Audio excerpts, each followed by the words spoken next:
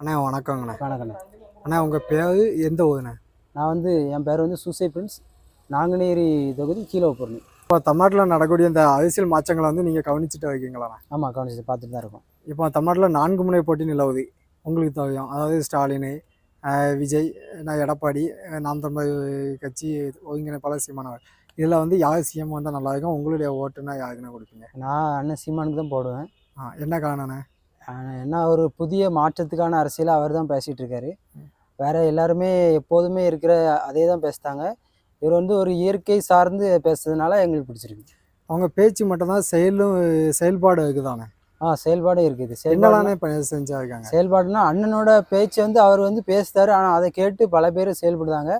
அதான் எங்களோட செயல்பாடு. இப்போ எங்கள் ஊர்லேயே ஒரு 25 மரம் அண்ணனோட பேச்சுக்கு பிறகு தான் நாங்கள் நட்டு வளர்த்துருக்கோம். செயல்பாடுன்னு பார்த்தீங்கன்னா, அண்ணன் சொல்லாமல் மரத்தில் ஏறி இந்த பதினி இறக்குனது, கல்லுக்கு ஆதரவாக இருந்தது. அப்புறம் சொல்லாமல் இந்த ஆடு மாட்டுக்கு எதிராக அந்த வேலியை உடச்சிட்டு தேனியில் பண்ண ஆர்ப்பாட்டம், அப்படி கடலம்மா மாநாடு, இப்படி எல்லாத்துக்குமே இயற்கை சார்ந்த எல்லாத்துக்குமே தனித்தனி மாநாடு நடத்தி அதெல்லாம் அதனால் எங்களுக்கு பிடிச்சிருக்கு. அதனால் நாங்கள் நாம் தமிழர் கட்சி பக்கம் நிற்கோம். வணக்கண்ணா. வணக்கண்ணே. அண்ணா உங்கள் பேர் எந்த ஊருண்ணே? உங்களுக்கு எனக்கு பேர் தாசு, பத்தமடை. அண்ணா இப்போ அதாவது வரக்கூடிய தேர்தல் வந்து உங்களுடைய வாக்குன்னா யாருக்குன்னா கொடுப்பீங்க? யார் தமிழ்நாட்டுக்கு சிஎம் வந்தால் நல்லா இருக்கணும்? அது ஏன்னா தமிழ்நாட்டில் 4 முனை போட்டி நிலவுது. ஆமாம், விஜயா இருக்கட்டும், நாம் தமிழர் கட்சி சீமானா இருக்கட்டும், முதல்வர் ஸ்டாலினாக இருக்கட்டும், எடப்பாடி பழனிசாமியாக இருக்கட்டும், உங்களுக்கு வந்து யார் சிஎம் வந்தால் நல்லா இருக்கும்? உங்களுடைய ஓட்டுனே யாருக்கு கொடுப்பீங்க? நம்ம ஸ்டாலின் தானே. என்ன காரணண்ணே? நம்மளுக்கு முதல்லேருந்தே அப்படி தான். காரணம் தெரிஞ்சிடலாமா? அதாவது இவங்க வந்தால் இந்த நல்லதெல்லாம் பண்ணுவாங்கன்னு சொல்லுவாங்களா? அதை மாதிரி எதாவது யோசிக்கலாம். காரணம் சொல்லுவியா? அண்ணா வணக்கங்கண்ணா. வணக்கம். அண்ணா உங்கள் பேர், நீங்கள் எந்த ஊர், எந்த தொகுதிண்ணே? என் பேர் வந்து உச்சிமகாளி, நடுத்துடியூர், பாளையங்கோட்டை தாலுகா, திருநெல்வேலி மாவட்டம். இப்போ அடுத்து வரக்கூடிய இந்த எலெக்ஷன், இந்த தேர்தலில் வந்து யார் சிஎம் வந்தால் நல்லா இருக்கும்? உங்களுடைய வாக்குன்னு யாருக்குன்னு கொடுப்பீங்க? எனக்கு இப்போ தற்போது வந்து யாருமே எனக்கு பிடிக்கல. ஏன், என்ன காரணம்? அதாவது ஒரு மனசுக்கு திருப்தி இல்லாமல் இருந்துக்கிட்டு இருக்கு. அதாவது எங்கே பார்த்தாலும் சரி ஒரு லஞ்சம், இந்த மாதிரி அடிப்படை வந்து லஞ்சம் இல்லாமல் இருக்கணும். அதுக்கு எந்த சர்க்கார் வந்தாலும் சரி அது இல்லை. அண்ணா வணக்கண்ணே. வணக்கம். அண்ணா உங்கள் பேர், நீங்கள் எந்த ஊர்? என் பேர் சாமுவேல்ராஜ், சிங்கிக்கலாம். அண்ணா இப்போ தமிழ்நாட்டில் நடக்கக்கூடிய அரசியல் மாற்றங்களை நீங்கள் கவனிச்சுட்டு இருக்கீங்களாண்ணே? ஆமாம், கவனிச்சுட்டு தான் இருக்கோம்.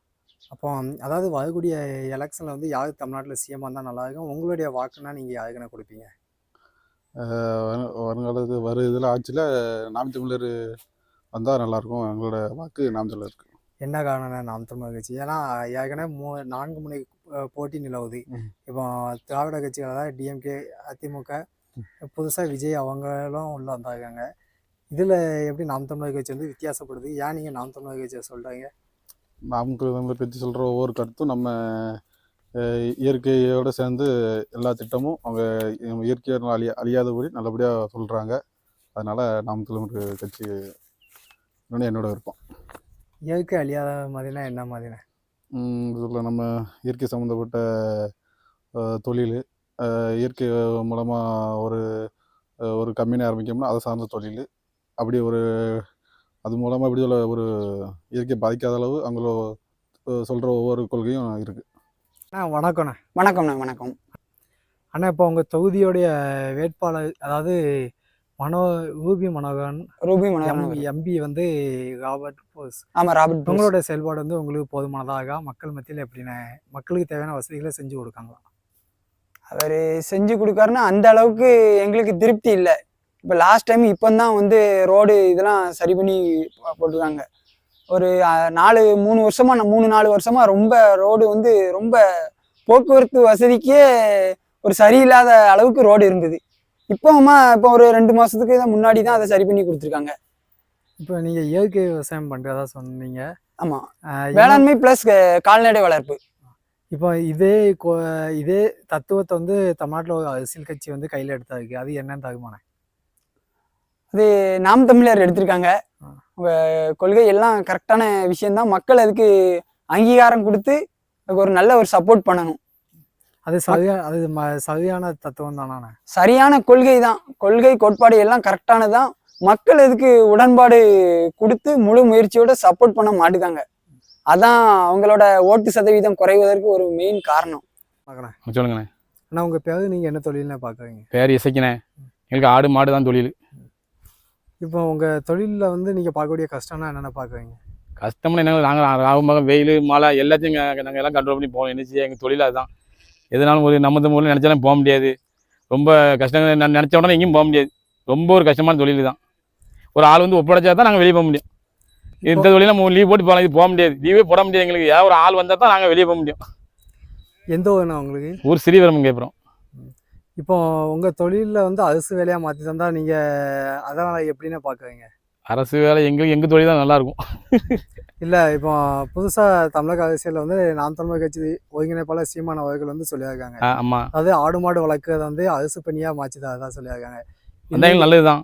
ம். அரசு அப்போ இப்போ வரக்கூடிய இந்த எலெக்ஷனில் வந்து அவங்களுக்கு நம்ம வாய்ப்புகள் கொடுக்கலாமாண்ணே? கொடுக்கலாம். நமக்கு சப்போர்ட் பண்ணாங்களா, நமக்கு கொடுக்க தான் செய்யணும். ஆடு மாடுக்கு பனடியிலலாம் இப்போ போராட்டம் பண்ணாங்க. அதெல்லாம் பாராட்ட தான் செய்யணும். மலையில் மாட்ட விடான்னு சொல்லி அவங்க ரொம்ப போராட்டம் பண்ணாங்களா. இப்போ சீமான் நாம் தமிழர் கட்சி ஒருங்கிணைப்பாளர் சீமான் அவர்கள் வந்து மற்ற கட்சியில் சொல்கிறத விட இந்த ஆடு மாடு வளர்க்குறது, இப்போ மாடுகளுக்கு மாநாடு, இயற்கை அதான் மேய்ச்சல் நிலங்கள் மீட்பு, இதை பற்றி வந்து அதிகமாக பேசுறது. சீமான் பேச நீங்கள் எப்படின்னா பார்க்குறீங்க? நல்ல மனுஷன், நல்ல எல்லாம் ஆடு மாடு வளர்க்கு எவ்வளோ ஆடு மாடு எவ்வளோ பேருக்கு உதவி பண்ணுது. பால் வாங்கினா எல்லாம் ஆடு மாடு எல்லாம் அழிஞ்சு போனால் எப்படி எல்லாம் பண்ண முடியும்? எல்லாமே நல்ல விஷயம் தானே. சரிங்கண்ணா, நன்றிங்கண்ணா. சரி. வணக்கம் நாச்சி. வணக்கம். நாச்சி, உங்கள் பேர் நீங்கள் எந்த ஊர் நாச்சி? ரவிச்சந்திரன், தெக்கப்புறம். நாச்சி, இப்போ தமிழ்நாட்டில் வந்து 4 முனை கூட்டணி நிலவிட்டாங்க போட்டிங்குது. அதாவது திமுகவாக இருக்கட்டும், அதிமுகவாக இருக்கட்டும், புதுசாக விஜய் டிவிகே கட்சியாக இருக்கட்டும், நாம் தமிழர் கட்சியாக, இல்லை யார் சிஎம்மாக இருந்தால் தமிழ்நாட்டுக்கு இருக்காளே வந்தால் போதும். என்ன காரணம் நாச்சி?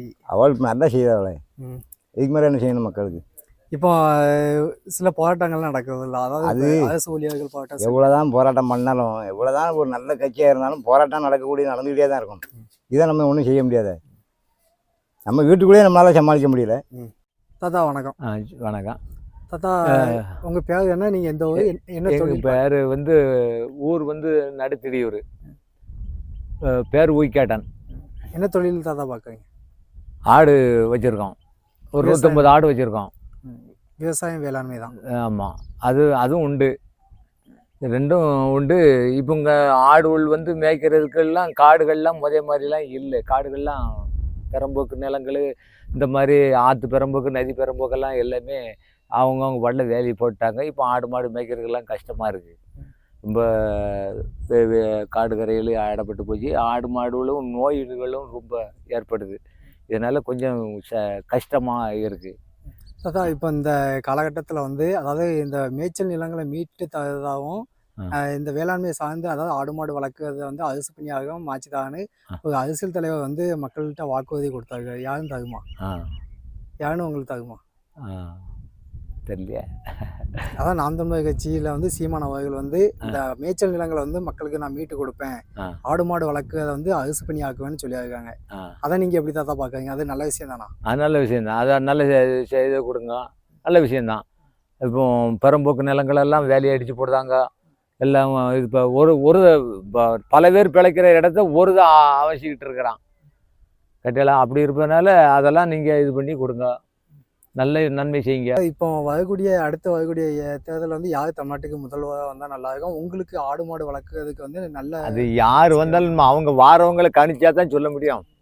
அவங்க எப்படி செய்தாங்க, இப்போ இருக்கிறவங்க எப்படி செய்தாங்கிறது வந்து நம்ம கண்டுபிடிக்க முடியாது.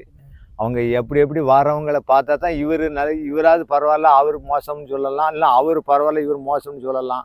அதை வந்து கணிச்சா தான் தெரியும். இப்போ அதாவது தமிழ்நாட்டில் வந்து 4 முனை கூட்டணின்னு ஒன்று நிலவிட்டாகி, அதாவது ஸ்டாலின் திமுகவாக இருக்கட்டும், அதிமுக எடப்பாடியாக இருக்கட்டும், விஜய் கட்சியை தொடங்கியிருக்காங்க, நாம் தமிழர் கட்சி ஆகி. இப்போ இதில் வந்து நீங்கள் வாக்கு செலுத்தணும்னு யாருக்கு வாக்கு செலுத்துங்க தாத்தா? அது வாக்குகள் அன்னையில் எந்த கண்ட்ரோல் எப்படி இருக்குங்கிறத அதை பார்த்து எங்களுக்கே எது நல்லதுன்னு தெரிஞ்சுன்னா அதுக்கு போடுவோம். தம்பி வணக்கம். உங்கள் பேர் என்ன? எந்த ஊர் தம்பி? எனக்கு வெற்றி. ஊர் வந்து விக்கப்புதூர். இப்போ தமிழகத்தில் வந்து 4 முனை போட்டி நிலவுது. அதாவது விஜய், நாம் தமிழர் கட்சி ஒருங்கிணைப்பாளர் சீமான், திமுக, அதிமுகன்னு கட்சி ஆகி. இப்போ இவங்களில் வந்து யார் சிஎம்மாக தான் நல்லா இருக்கும், யார் வந்தால் மக்களுக்கு நல்லது பண்ணுவாங்க? விஜய் வேணா வரலாம், வேற யாரு? என்ன காரணம் தம்பி? என்ன காரணம்? எல்லாரும் அதான் ஆசைப்படுவாங்க, அதனால நானும் ஆசைப்படுவேன்.